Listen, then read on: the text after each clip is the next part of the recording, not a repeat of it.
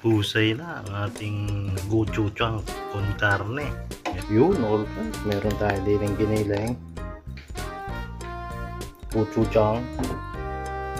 Kamatis. Tsaka red kidney beans. Tomato paste, pero kaunti lang ang gagamitin natin. Tayo ay naghiwa na din ng bawang. Tsaka kaunting sibuyas. Yan ang ating gagamitin sa gochujang con carne.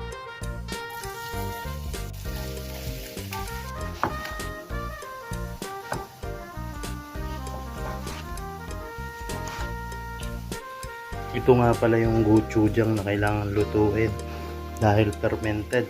Pagkain amoy mo yan, medyo parang panis. Yan. Merong isa yung ready to eat na, pero ito yung kailangan panlutuin. Nailaglag ko na yung karne. Paiigahin natin. Saka natin ilalagay ang gochujang. Yun. Tinagilid ko ng kaunti para yung mantika humiwalay sa karne. Yan, naiipon sa gilid. Lagyan natin ng kaunting tomato paste. Ang tomato paste naman, pag naluto mo ng ayos yan, tatamis yan.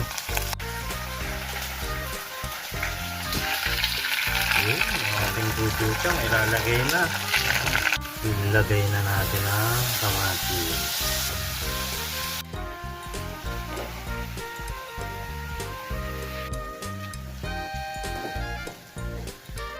Yun, alright. Naiga-iga na.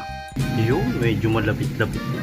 Lagyan na natin ng kaunti coriander leaves. Yan. Wala tayong fresh, kaya yung dry. Nahaluin natin yan. Kubos na lang ang kulang.